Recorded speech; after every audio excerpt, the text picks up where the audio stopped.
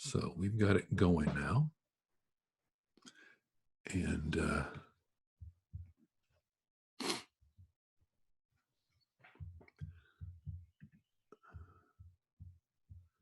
all right.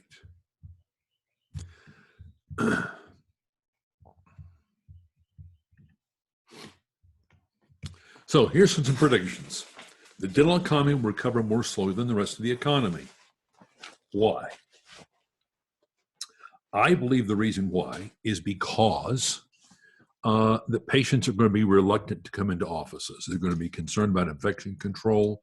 They're going to be concerned about pocketbooks. And since many of them consider dentistry being an elective thing, I think you're going to experience slows in people coming back, which is the reason earlier I spoke to you about, hey, for now, let's not be hiring everybody back all of a sudden. Add back the A players like we talked about before. In general, I think there's going to be a reduced dental demand. How long will that last? Honestly, I don't know. If we recall back to other situations where patients were scared, that's really the HIV infection, AIDS infection that was going on in the early 90s. There was a whole deal that came up with a dentist in Florida who had infected a lot of people. We had to step up our infection control. I think we have to step up our infection control with this as well. And as I spoke with Michael Goldberg a couple of days ago about what will have to be, we actually have to promote our infection control and what we're doing to make it safe for patients to be there. Naturally, overhead's going to increase because of infection control. And if you are participating dentist in a PPO, it's doubtful that you're going to get reimbursed for it. So need to gird yourself for what's going to be coming. And like always, having a great team can be a strength. The big thing I see that happens to dental offices is that docs do not spend enough time on building the strength of their practice, of building their people. Because the reality as a team, you're only as strong as the work you put in. And here's a key point. You have to grow your team members. And yes, you are responsible for that. They can help, but you have to grow your team members. And you grow them by training them, by inculcating into them your values, what you hold to be near and dear, those 5 to 7 values or beliefs that you operate your practice from, which I will review my own and as a model possibly for you when we have our next session. But people can be a strength. As we said, reduced dental demand. It's going to be a harder practice game to play, but it's going to have advantages. And what are going to be advantages? Well, some people will like to play this way. It's a new way to play. It's not going to be the same old story. It's a new normal. The old normal is gone and really has been going away since 2016. What's coming up in this century and this time and this decade, we're going to see a lot of things happen. If there's a book, if you haven't gotten, called Anti-Fragile, which I suggest you pick up and enjoy. It's not a skinny book. It's a thick book. But I think that you will really enjoy it, and it will help gird you for the future. Some practices will simply close up. Some will sell at what will probably be reduced prices. So I think there's going to be also a change in society because people are going to start looking at, okay, do I even know my neighbor? I moved into this neighborhood in October, and it's a nice neighborhood. Brick sidewalks, nice, but didn't hardly see anybody. Now, every day, people are outside walking their dogs, bicycling, kids are out in the yard. Kind of reminds me when the internet wasn't around, and I'm old enough to remember that. So I think you're going to see change in society. People are going to be more available. By the way, right now, if there's somebody you've been trying to reach for some reason but haven't been able to, somebody might not have given you 15 seconds before will now give you 15 minutes because they're more available. So I think you're going to see there's going to be increased kindness, not politically though. That's not going to happen. But generally, people are going to be more, in many ways, more polite. You'll have a jerk occasionally, but no. Even going to a grocery store or a hardware store, I mean, people are trying to be observant. And by the way, as you know, the new edict came down to wear masks and gloves out in public if you have them. We already know that many restaurants are going to end up closing down. Some small business will close down. So a restaurant generally has about 45 days of cash. If they can't get it done with that, they're probably going to be in a deep world of hurt. Hopefully, they're going to apply for those emergency loans and grants as well. You're going to see more online sales, and we've certainly already seen it. Food delivery, e-commerce will continue to get more sales.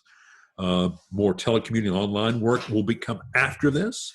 We'll see that education will be in trouble if you have a regular campus. There'll be a number of schools in the next 5 years, 10 years, they're going to end up closing because the price points have gotten out of kilter with the value thereof. In fact, you may have seen some people recommending that you don't go to college, that you go and specifically learn an individual thing, individual talent, and move from there. It's interesting. During this time, I've had painters in my house, an artist in my house, a heating and cooling guy in my house. Those tradespeople, they're busy, which is an interesting thought because they end up going into individual houses. Economic fallout, when you're really going to see it, it's when it's going to get worse. It's going to get worse later in April and May. And that's when you're going to see opportunities financially show up. I don't think the stock market's bottomed out, although I'm no expert, so don't count on me for that. But you know, the thing is that you invest when everybody else is definitely not willing to do so emotionally. So you've got to follow the trend. So hope you are staying aware of what's going on. You probably noticed that more certainty is coming about these emergency loans, for example, and grants. What's trending? You got to follow these trends. This is, and we'll talk about this, but not understanding what the trends are can really bite you in the butt. So, or even let you get run over. So it's really time to think like a strategist. We're going to talk about a little bit today, and not like a dentist. You know, for dentistry, you usually have a tunnel vision. You look at your practice, but not much else. Now you have to think of much else. You have to think in terms of a much broader scope of what's going on, how you see things. Some of you already do that already. But if you don't, it is definitely time to do so. Notice things around you. One of the important ways to get smarter is to be able to connect more dots. When I say dots, I'm talking about sources of information and knowledge. There's an old story about Steve Jobs learning graphics and calligraphy in a community college, which he wasn't even a student. And he actually brought that learning over to Apple when they're creating fonts. Of course, Apple's known for their design of how they do things. But the point here is have more dots you can connect. So think like a strategist, even though strategy right now is not going to be in stone. So the other thing is embrace this chaos. Don't run away from it like most people will. Don't hunker down and freeze, because the freezing will definitely get you in trouble. So right now you have to have new emphasis on practice leadership and business management, because it's demanded and now required. There's no room for the slop. You know, what is slop? Slop is that area of your practice where you're losing profits because it's not being operated as tightly and as well as it could be. You know, I've had more than a few dentists tell me, well, I went to dentistry to be a dentist, not a businessman. If you own a practice, you have a business, so you have to be a businessman. And right now, the practices that will make it and make it well are going to be the ones who embrace operating the practice, leading it, understanding the business requirements. We've got dental graduates. I'm not sure when they're going to graduate. School's been canceled or at least put off, so they're not going to probably graduate until at least 3 months, maybe 6 months. You'll probably see fewer of them go into private practice because this is going to scare them. And there's going to be reduced demand, so probably reduced positions. One fellow estimated there's like 6,800 graduates. That's a lot of people to put in dentistry. Some doctor's going to sell their practice. And when they do, if they're an older dentist, they're going to edge out the younger dentist for position at DSO or in private practice because they're going to be available. And something I discussed this with a few of you about, well, what will the demand for services be? Well, Michael mentioned, you know, the problem with CPAPs having a microaerosol. So maybe sleep appliances will grow. Periodontal therapy will grow, certainly because of the immune system and concerned about the oral systemic connection. And can we enhance the immune system? And certainly another emphasis on disinfections to get patients to come back because they're going to be afraid of what's going to happen. So I'm going to stop the share for a moment and look for any questions or comments, any chat points you want to make.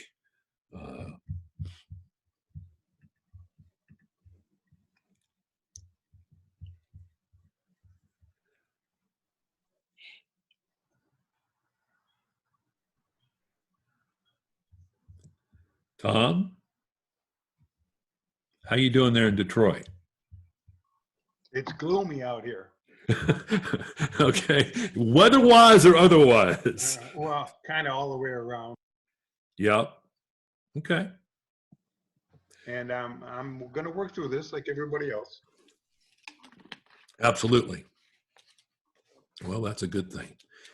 Any questions or thoughts on these predictions? Any predictions you would like to make?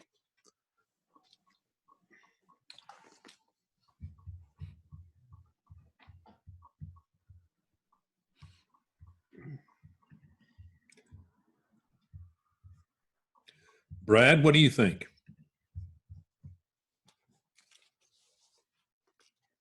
Hey, Charlie. Hi, buddy. Well, I'm up here in Oregon now. Oh, okay. We moved up when our grandson was born, and now we have 4 grandsons. Oh, wow. Yeah, one was just born last week. Oh, congratulations. Thank you. So right now, I sold my practice about 2.5 years ago, and but I'm working it as an associate just 3 days a week, enjoying it. But yeah, that's. I realize I'm not going to be as busy. Yeah. Yep. So you're in a little different situation than you were. Right. As for those of us who've retired from practice, which I retired, right. Michael is about to.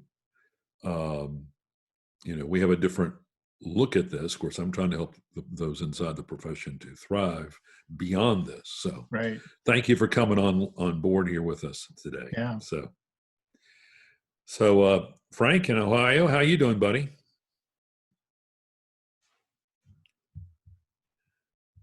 He doesn't want to talk to me. I'm so sensitive. Everybody knows I'm really sensitive. Okay. Brad, thanks. All right. If you have any predictions you want to put in the chat, you're welcome to do so. And we will continue here. All right. All right. So I'm going to share my screen again and share with you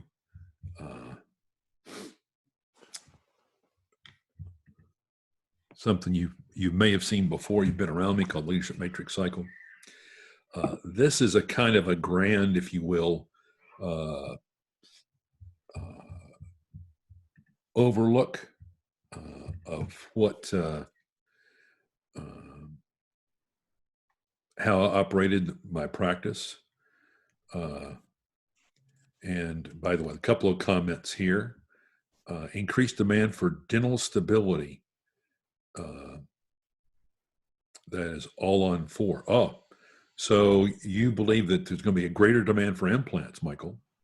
So I think there's going to be a greater demand for services that are going to be perceived as set it and forget it. Oh, okay. Yeah, the set it and forget it model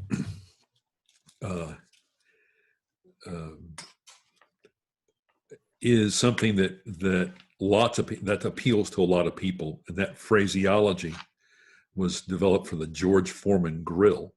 You set it and forget it, and he, of course, he was noted for naming all of his sons George, among other things.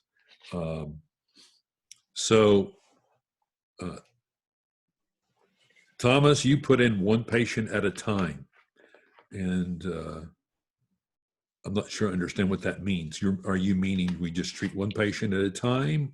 You're going to be forced to, because of the people. I'm saying that yeah, because of the infection control that we're going to need and the patient's fear of infection, we're going to have to change our model to, we're not going to have 5 people in the waiting room. Right. We're going to have to bring them in. They go into the office. They're in the operatory, and you're not going to be jumping from room to room. It's just going to be a different way. We're going to have to figure out how to practice and make that as streamlined as we can.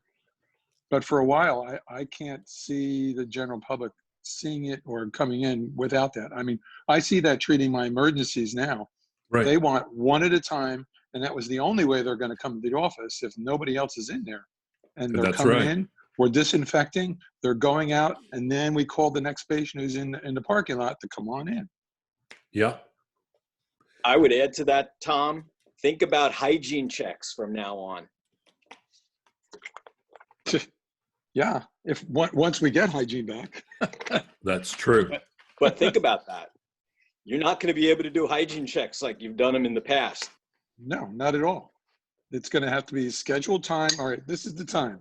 We're here and here. This is a hygiene check. That patient leaves the office before your patient. There's no cross communication in the aisles or up at the front desk.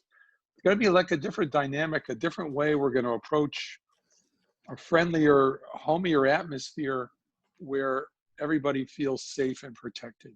Totally different workflow. Yeah. Different workflow. And we don't know what exactly that's going to be. Right now, I'm working on some disinfection things for treatment rooms, even the air in dental offices. So, well, I'm doing that right now because I practice ozone dentistry. Okay. So, in a couple of my laboratories, if I treat one in one room, I'm releasing ozone. We're letting that room be ozonated. We close the doors.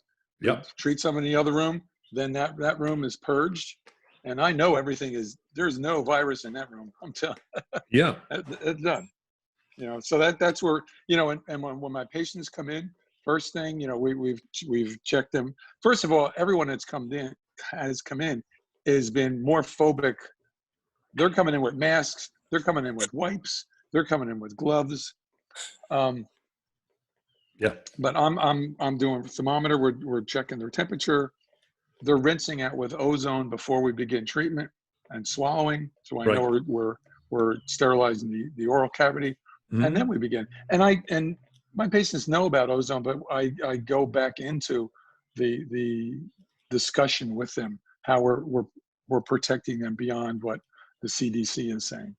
Good. So I'm trying to just reassure everybody all the time. Yeah. Yep. Very smart. Yep. Well, one of the suggestions that's coming down now is to have the patients rinse with 1% hydrogen peroxide to reduce the pathogen counts in the mouth. That's just one recommendation that's coming down. David says that one patient at a time, and that and something also about DSOs will thrive and scoop up more practices. It'll be interesting to see how DSOs do. I think they will respond. I think they will be able to pick up practices because they do have a lot of money. But I also think their workflow is going to have to change as well. One of the things that if you practice in the city, like in Manhattan, for example, or in New York, you may not have like a suburban office where there's a parking lot. The parking lot just have the patients sit in their cars and wait until you're ready. Then you call them to come in, but you can't do that where in a big city. Michael says no more open operatories. That indeed may be true. Putting doors on operatories, and of course, many years ago, starting in the late 60s, we were told take the doors off the operatories. Now we're putting them back on. I agree. So we have lots of things that are going to come down, and we don't know what all of them are going to be. I think that you do have to think for yourself on this, and some of you already are. Tom was talking about using ozone. Ozone's been used in pools forever to help manage it.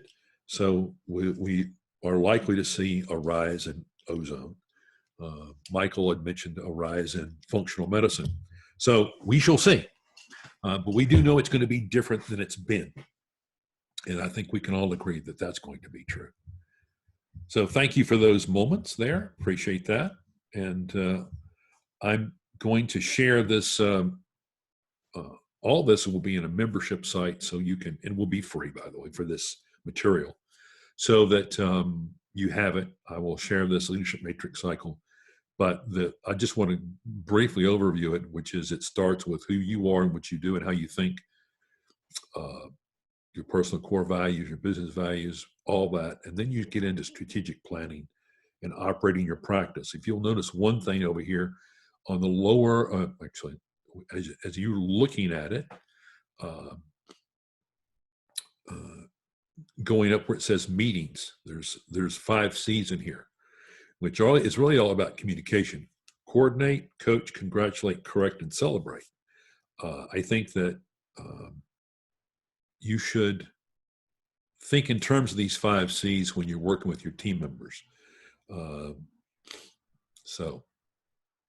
All right, a couple other comments here I want to share with you. David says, staff hours can be spread out over the week, more days and more evenings. Dental lifestyle will decrease as a result of this. Not a 3.5, or 4-day week. Some days practice going to 6 to 7 day practices. Thinning out the time with each patient. Well, we're going to see. We certainly don't know what's going to happen. But we do know things will be different. So when you leading in uncertain times, you have to adapt. Of course, survival of the fittest is really survival by adaptation, not the strongest. So you have to be quick to move and pay attention to the trends and be intelligent about it. And you guys are intelligent. So for some of you, though, I really want to encourage you to not squander what I consider a do-over opportunity. And I say a do-over opportunity because this is a point in time where if you haven't liked the way you've operated in the past from the standpoint of any section of your or part of your practice, then this is the time to really consider redoing it, replacing it, changing it. So I'm of the opinion that you must now operate like a business and do so immediately. Be thinking that way. I think the fact that you're on here and on a Saturday morning shows that you do have an interest.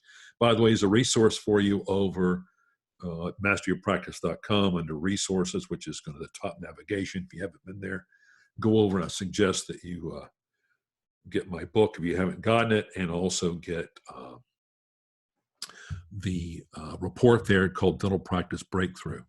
So I'm going to switch it up a little bit here and talk to you about our decision-making process. I have this little 4-step process of thinking. It is think, plan, do, and review. Think, plan, do, and review. And it can be applied across any decision if you really think about it. So if you think about how you want to operate your practice, you create a plan. We're going to talk about how many plans you should have, by the way. You execute it. That's all the do. And now review. Review is the part that sometimes gets dropped. It doesn't get thought about enough. For example, I suggest that you review all your case presentations that you've done, particularly large ones. What went right? What could have gone better? If it doesn't work out at all, what went wrong in the first place? But really you have to think, and you have to have material to think with so you can make good decisions. I mean, I'm sitting here and I can now make a decision. I'm going to drink from this bottle of Perrier. All right. So how much of it is thought was in there? Not a lot, but I made a little plan. I'm going to pick it up. Here I go. So something as silly as that, to something as moving to Oregon, and open it, a different practice. So the point is, if this is helpful for you, just give me a thumbs up in the chat going, hey, I can use this. Think, plan, do, and review. And the review part is the part that often gets dropped. So right now is the time to move fast, but do one action and then the next. It's difficult to be strategic in a time of uncertain. Things are moving around. It's hard to, I know that looked great on video. It's hard to be certain about what to do. But the certainty you get comes from doing an action. How did it work out? So that's the review. And now should I continue this or change it? So questions to ask yourself. What can I control? What can you control? You can control your mindset. You can control your expenses. You can control, what else can you control? You can control how you operate your practice. What can you not control? You're not going to control the pandemic. You're not going to control people's fears about it. Then the next question is, how can I manage around what I cannot control? So this is kind of something for you to have a mindset about. What can I control? What can I not? Okay. And then manage around with those things that you cannot control. Because I think that is a key element to getting through this time period. So when you're being on your leadership A game, particularly right now, understand a couple of things. And this is kind of a standard I've taught for a long time, which is the power of a business plan is in the planning, not the plan. So if you have thought it through, you'll know what to do. I kind of give you a little phrase here so you can remember it. If you've thought it through, you'll know what to do. So you need to do lots of scenario planning. What am I going to do now? What next? What's this? And you have to figure that on many different levels. So how respond if blank happens? For example, so you decide to get the PPP plan, where it's a potential grant for you to pay your payroll for 8 weeks. What are you going to do if you get that money, you keep people employed, and you run 8 weeks and we're not done? Now what are you going to do? We obviously hope that doesn't occur. Remember, you have to spend that money by June 30th, by the way, for that PPP plan. So how respond if blank happens? So part of this, you need to think about not only responding if blank happens, but how do you move in over top of it? For example, if the financial situation gets worse, you can see banks, if you owe money to that bank, taking your deposits and giving you bank stock. Now, that's a horrible thing to think about. And we talked about that last time. But what could you do to not have that happen to you? Move money, move your cash into an account where they can't do that, because you have to have debt associated with it as well. So understand this. In most startup companies that organize themselves to get going, there's a 92% chance they're going to have to pivot. They're going to have to operate differently than they originally thought. Those that make it, the ones that don't make it, don't pivot. But 92% chance it's going to be a plan B or a plan C or a plan D. Have you created a plan B, a plan C, or plan D? Because you need to have that available to you, even if it doesn't ever come to fruition. So in doing these plans, though, I want you to think in terms of movable parts. Just because it's a plan B or a plan C doesn't mean everything is different. It means parts can be different. So there's movable parts. You know, one of the ways that stand-up comedians, even street entertainers do it, they've got these segments. So they'll have a segment that they have kind of in their library, and they'll put different segments together so that they can perform. I'll never forget waiting to go oversee the Statue of Liberty, and there were street performers, and they made that things up as they go. You think they're making up all, no, they had sections of information. Things happens with comedians who are doing stand-up. They'll have these gigs, these bits, and they'll move them in and out. When you're making your plans, you're not a comedian or an entertainer, but I want you to think in terms of this will work in both plan B and plan C. This will only work in B. So you need this, you know, people are saying, oh, you're making my head hurt. No, I'm just have to think through it now, because when the better prepared you are for contingencies,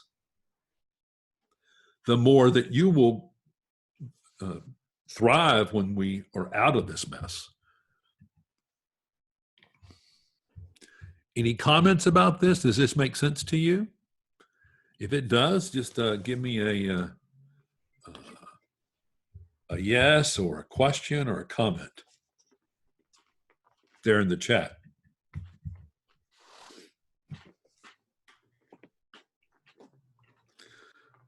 Lynn, have you already pretty much done this?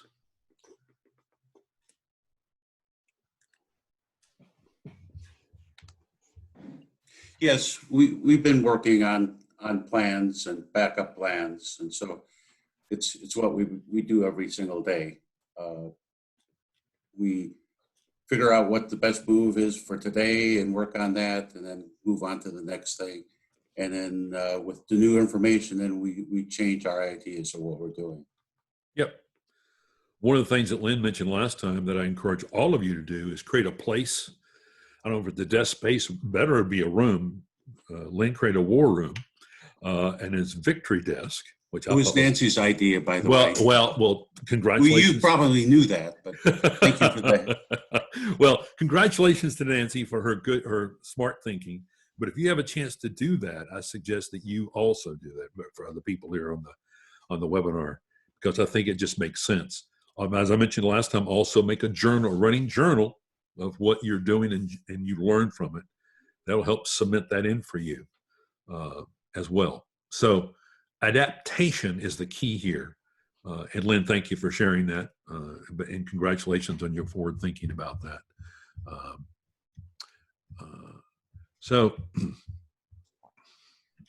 let's continue. Beware of following the herd. Of course, this is always a kind of a rule.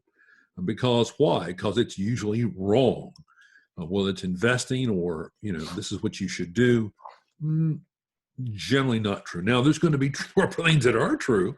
You mean there are standards, there's policies that we're going to have to follow, there's law, but you have to be inventive.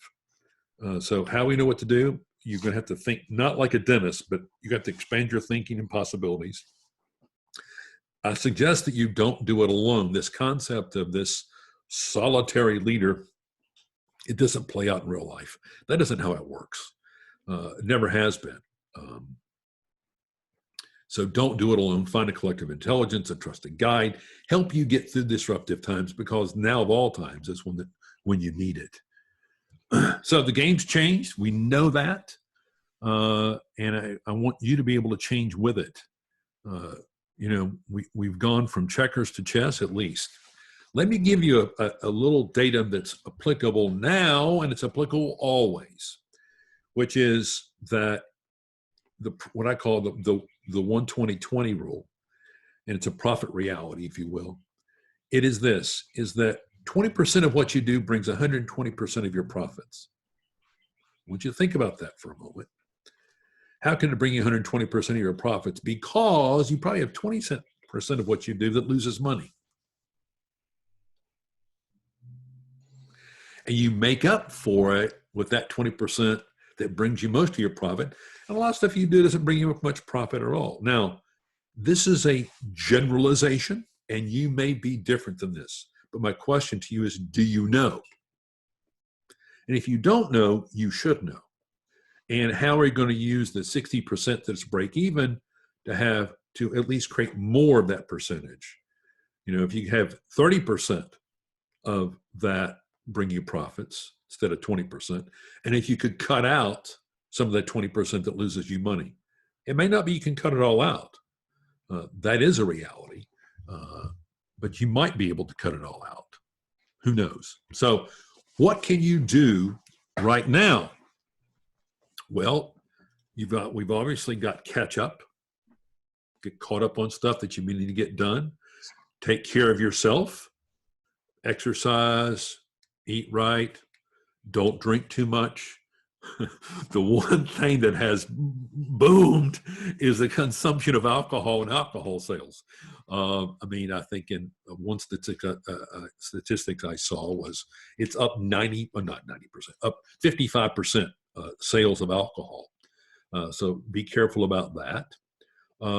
Have more virtual meetings with family members, whether it's FaceTime or a Zoom, with neighbors, friends, colleagues, like we're doing. Get out and take a walk. Keep your social distance. But what you can work on is what your heart, soul, and goal of your practice is, your culture, what your strategy is right now, which is to cope with what's going on, choosing the right things, being aware, looking at trends, looking at people. We talk about building a team of A's. And that's a big deal because this is your chance to do it. So work on the things you can work on. In some ways, it is one foot in front of the other. And that's just that's the way it is right now. So remember this about goals. Don't stop setting goals, because goals help create the future that you want. And when people stop setting goals, a little bit of the life and livingness go out of them. I've got this personal goal sheet, which I'll put in the membership site for you. But I suggest that this might be a good time, while you've got time to think about it, to go through here. And this is set up for 5, 3, and 1 year, and make these goals. I know some of you are very adroit at doing this. And I remember working with Lynn a number of years ago, and we worked out a thing for, I think it was 3 years, and 8 months later, he had accomplished most of them. So, which is like him. So this is something for you to do. I suggest that you should have your spouse do it as well. And then compare and combine, and you might learn a few things. One of the things at the bottom there is what I call life list. What are the things you want to do? Not your bucket list, but your life list. What are the things that you want to accomplish? I would suggest that you definitely consider this and put more into that. Think about what you want to, those moments that you want to capture. One of our life list items was to go to Asia and China Well, and of all times to go, we go in February. So we also had a 2-week cruise in Southeast Asia, which we canceled. And we had the trip obviously did not go to China, but we did end up going to Singapore and Cambodia and Thailand, and then kind of got back in the nick of time before things were closing up and being forced into a quarantine. And we behaved ourselves and washed ourselves and was careful, but it was on our life list.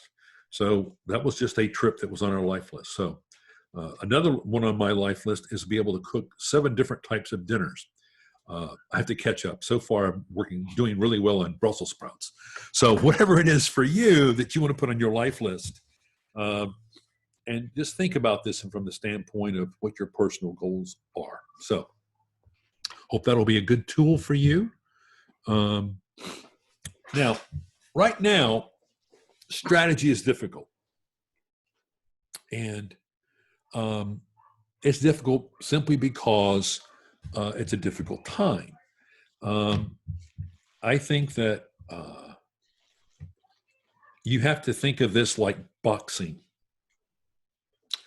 Of course, you may go into,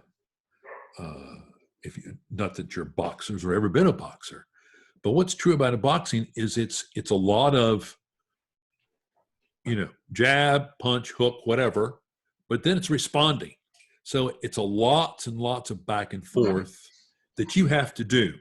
Here's my New York daughter peering into my studio windows. There's a lot of back and forth that you have to do. So you have to think about it this way.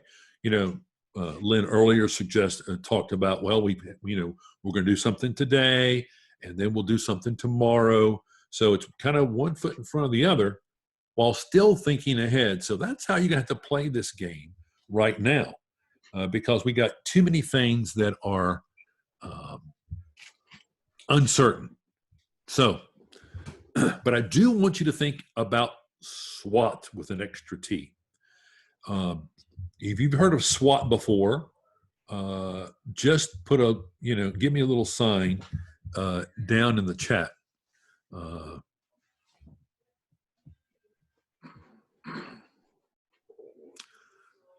Does everybody know what a SWAT is? Yes, there's Tom. Good. And Michael, you raised your hand? Yeah, I mean, this is sort of the basics. Oh yeah, it is the basics. Except that you very astutely added the additional T. Yes, because the trends kick you in the teeth if you don't pay attention. Exactly. Yeah.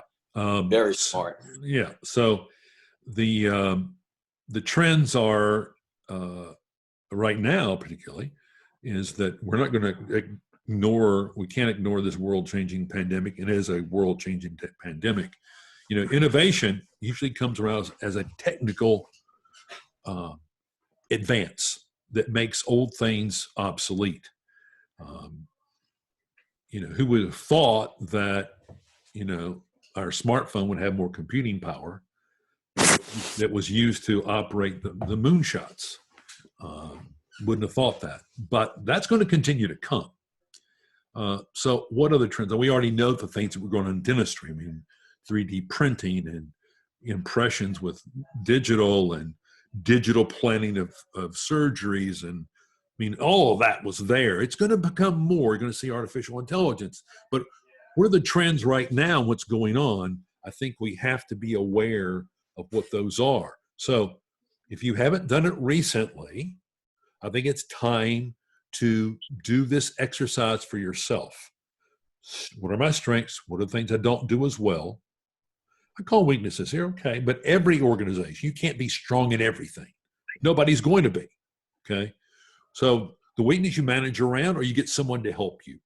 What are the opportunities? Well, there's always opportunities, and right now, opportunities are not here. We haven't really seen them yet. We're starting to sniff them. I mentioned 30 to 45 days out before we really see them. There's going to be financial opportunities. There's going to be opportunities for innovation. And it reminds you about something. when did Microsoft start? They started in the early 90s, and when they really took off was in a recession. Of course, you go back a little ways to MS-DOS, but they really took off in a bad time. So lots of things have done that way, by the way. You go back to the, I'll talk about we're going to talk a lot more about opportunities in the next session. But anyway, what are the threats to you? Well, the threat right now is running out of cash. The threat right now is not communicating enough with your existing patients, so you keep them. You allay their fears, that you calm them, that you were a voice of calm and leadership during this crisis. So, we talked about communicating, at least a couple of calls at each day to your key patients. Doesn't take long. This is not a long call. In fact, you could even preface it by saying, hey, this is Tom. I just want to call and check in with you and see how you're doing. And don't have a lot of time to talk to you, but I want to spend 5 minutes just say hello and check on you, kind of tell you what we're doing to take care of you once we're back. See how that can be done? Okay. So SWOT analysis is something that still needs to be done, should be done, and it's something that it's one of those never grow olds. So we talked about trends already, but we know they affect you. And I want to talk about the theory of constraints. The theory of constraints. How many of you have heard of the theory of constraints? If you have, put a yes in the chat box, or if you haven't, put a no in the chat box. Are you familiar with the theory of constraints is?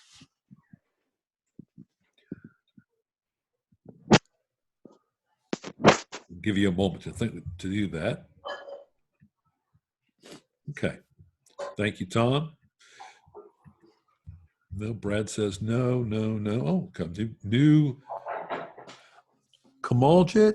I'm not saying I'm sure you're mentioning your name properly, but thank you. All right, good. So this is new territory. So good. So let me talk about the theory of constraints.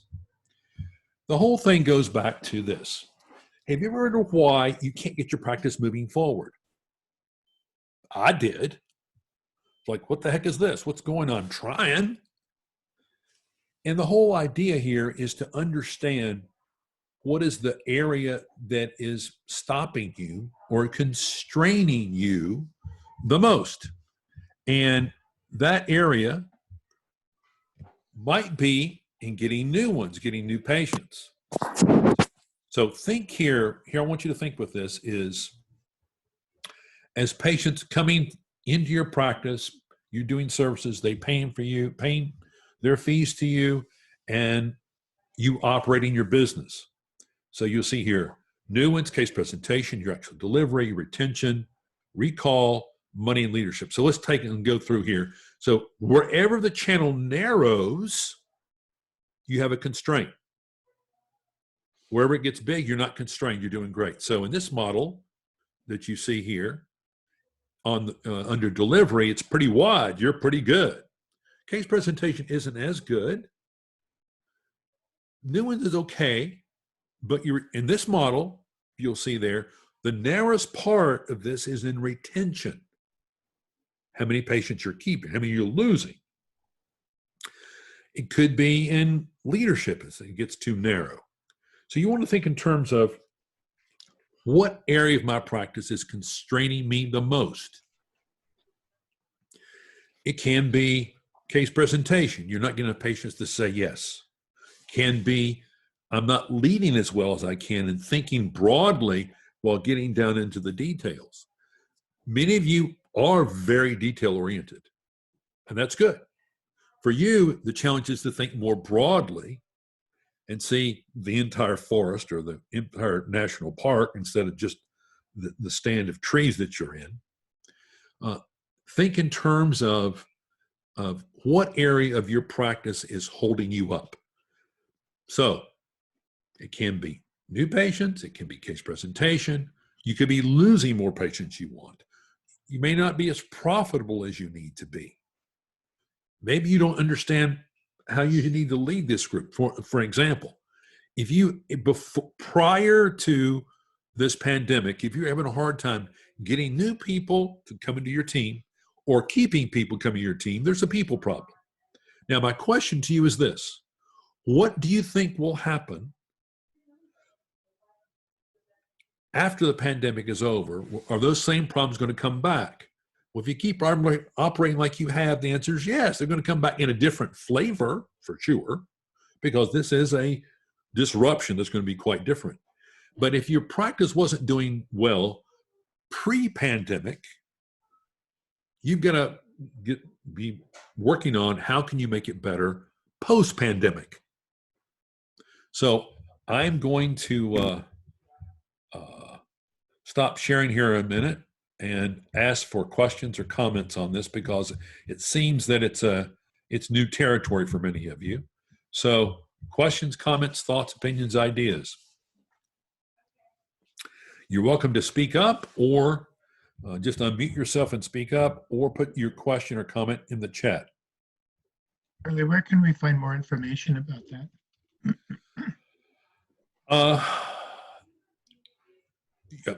The easiest thing is to Google theory of constraints. Okay. That's the easiest thing to do. There's been a couple of books written on it, but when I got into this, Brad, it was about, okay, why is it that some practices, although they appear to be trying to get things fixed, they never get them fixed? So as an example, if you ask dentists, what is your number one problem? Pre-pandemic, it would be, there was two problems, actually three problems that showed up. One was enough new patients. The second one was people, because people were having a hard time getting people because there's more jobs than more people to fill them, and we definitely fill them in dentistry. And the third thing was the network insurance reimbursement worsening, which is, that's going to be standard. Network insurance worsening is going to be a standard. That's been that way. Have you ever seen it get better? Me, never. No. So never, and I don't think it ever will. So, how many of you kind of figured out what your chief constraint is now? I don't want to skip a principle. Let me backtrack for just a moment.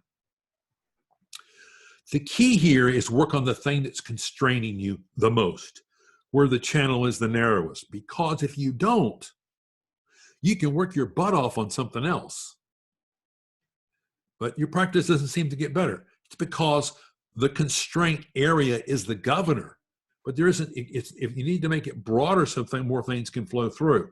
So you have to take that, whatever that's governing that, to make it broader. Make sense? I hope so, because if you work, it's actually addressing the wrong problem. So let's have an example. So I'm not making enough profit. So, well, I'll just get more new patients. That might solve it. It might be you need to look at your expenses very carefully and go, okay, should I be spending that money there? But you'll see all kinds of things occur. Oh, I'll go do another clinical training, CE course. Okay, if that adds services and they're profitable services, great, but it's going to take time. So there's also the time element. Yeah, Michael says the bottleneck at the top of the bottle, and something can be fixed now. Yep, it is a bottleneck at the top of the bottle. And the analogy here is that generally the doctor is the bottleneck. I'm not saying that it's condemnatory. I'm saying it because you try to do so many things and you don't have systems, so everything doesn't hit you. A reminder, every problem you don't solve or hold people accountable for that they should be accountable for hits you in the teeth. I know that's not something you want to hear, but certainly true. So, Brad, is that helpful? It is. Thanks, Charlie. Okay, bud. Yep. Thank you for asking the question, by the way. Any other comments or thoughts on this before we continue? Michael, is that you? All right, we'll continue. Let me share again, and we'll keep on going here. So this theory of constraints can be applied very broadly, and it's kind of a go-to thing for you to think about when you think about your practice and your practice issues and problems, because it works. It helps you solve things that otherwise you might not solve. So part of where would you be thinking about this? Well, this is back over here in your management. Sometimes you need to confer with an office administrator or your team. Where are we most constrained? You might have to teach them this theory of constraints, but that's where you can do it. Also, I would suggest for you is that you can't, while generally the problem that you have is that you don't have time to do a lot of stuff. So you have to prioritize what you're going to do. And so my standard operation is to ask clients, coaching clients, mastermind clients, is create what I call a don't do list, the things that they're not going to do, either because they don't need to be done or you're going to give them to someone else to do. So right now you do have more time. So maybe there's things on this don't do list that you should do. But I suggest to you, there's probably things that you should create this list about anyway, so you don't do them. You have to think in terms of where your, if you will, highest and best use is. When we were in Cambodia, I'll never forget, they turned motorcycles into trucks. Swear to God. They have a motorcycle, they would attach a cart, sometimes quite large, to a motorcycle. And it was, it was unbelievable how much they would stack on top of this thing.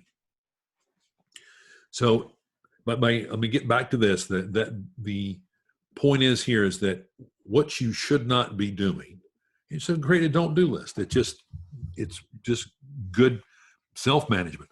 Also, look later list. You have dozens of things come across your desk as possibles, and you can go off on this little narrow trail and go, oh yeah, well, and then maybe hours later you come back, well, what did I do that for? Oh no. So if it's something that intrigues you, that interests you, but it's not in your focus right now, put it on your look later list. Just, I'll look at it later, put it on your list, and you don't have to worry about it. Maybe put the link in if it's a link you need to go somewhere. Look later list. This is just a couple little, hacks for you as far as operating so you can do well. So I want to, you decide on making this intention, on your intention to still make this a great year. You can still do it. Now, the great year can have different looks.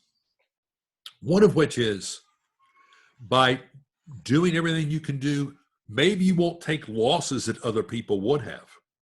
Sometimes getting ahead means not taking a loss that other people might have had you not done those things. So there's more than one level to look at this. We don't know how that's going to turn out. They're saying, as I mentioned to you, Maria Bartiromo on Fox Business said, fourth quarter, here we go. But that's the fourth quarter. We've got until October to get to that. Meanwhile, we got 6 months in front of us. So part of making a great year is reshaping your practice to the one it should be and you want it to be. So just keep this in mind. And if your concept of making progress is you're always comfortable, I got to tell you, that isn't how it works. And just to remind you, it isn't how it works, whether it was going through school, learning a new subject, learning a new sport, exercise. A lot of times it's not comfortable, but you have to get over that discomfort because it's going to happen. So just expect that, plan on it. And, we're going to talk about this concept of the clean slate in the startup next session. But it is the time that you can do that if you want to reform your practice. Some of you have already done it. A couple of last things here is I want you to think in terms of smaller bits and pilots. And one of the admonitions I can give to you is when you're working with your team, always talk in terms of, if you do a new policy, new idea, that it's a pilot. This is a test. We're going to see how it works out. believe me, I can made the mistake of trying something new with the team or in the practice and not calling a pilot. So the team thinks it's in stone. Well, it's not. It's a pilot. So you need to let them know it's a pilot before they get set on, well, you keep changing your mind. No, we ran pilots and it didn't work. But you want to do lots of little tests as you possibly can, because that's going to help you get ahead and be nimble. This is a graphic of D-Day. Many of you know the story of D-Day, but it was things didn't go as planned. First of all, they had to confuse the German army that they were coming across at Calais. So they created a fake army complete with balloon tanks, what appeared to be troop encampments in England that looked like they were ready to come across the channel into Calais because there was a port there. They didn't go there because that's where they thought they were going to, they did everything they could to throw off the German spies. So they didn't think they were coming to Calais. But even when they landed at Normandy, things didn't always go exactly right, but they adapted on the fly. And they knew they were going to have to adapt on the fly. Thus, D-Day was a success. You have to be able to pivot as well. Where is it going to be? I don't know what that's going to be for you. But you have to adapt. You have to pivot yourself so you can stay ahead. So understand, every successful business ends up pivoting. Right now, there are businesses that used to make wooden shutters. Now they're making masks and personal protective equipment. So yes, doing things now, but not making a big financial commitment. But say yes, particularly about your mindset. And surround yourself as much as you can with awesomeness. The people you love, the people you like to listen to, the books you like to read, the music you like to hear. If you like to cook. If you like, you like to play cards, do that. I'm having a wine happy hour with some friends tonight, and we discovered that we can do that. We're doing it right on Zoom. So whatever it is that you need, want, and you can do that. But remember, who you hear, who you listen to, how you operate will be dependent on what you surround yourself with. So surround yourself with awesomeness as much as you can. Live in the present, learn from the past, and create your future. There's my contact information. So I'm going to stop sharing and ask for questions and comments. Any questions about those last sections we went over?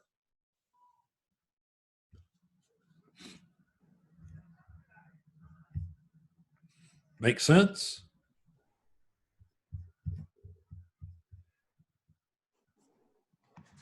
Frank, does that make sense for you?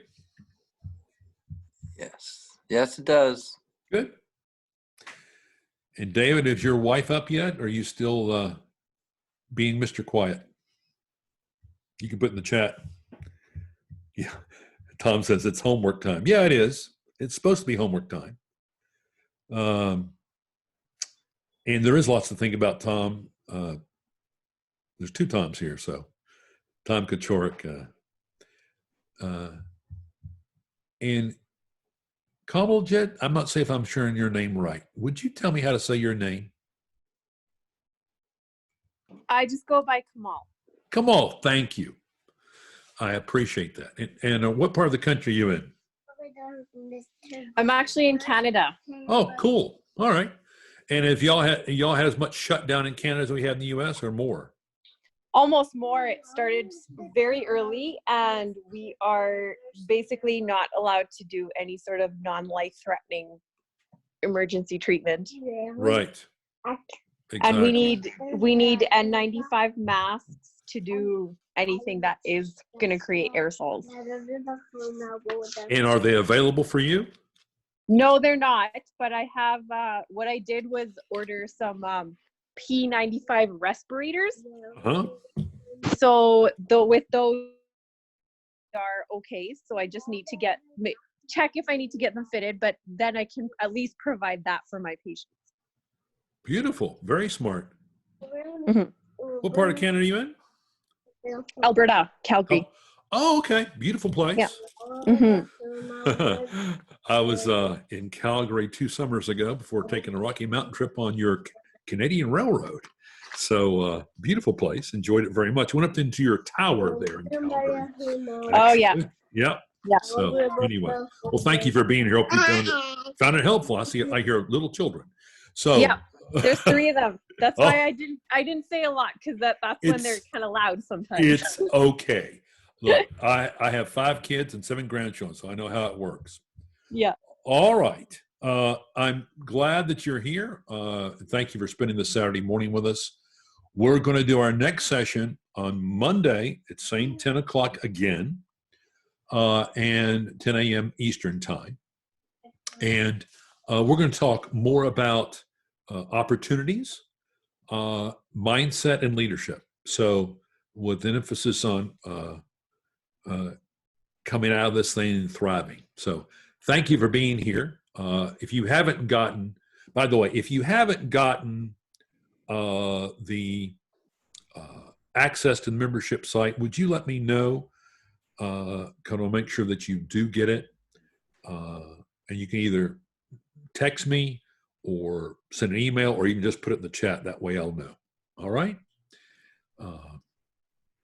Thank you to everyone. Have a great Saturday. Charlie. Hey, thank you. And I do appreciate you being here.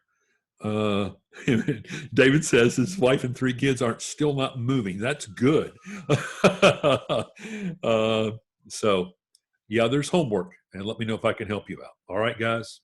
Thank Thanks, you. Charlie. Bye-bye. Charlie. We appreciate it.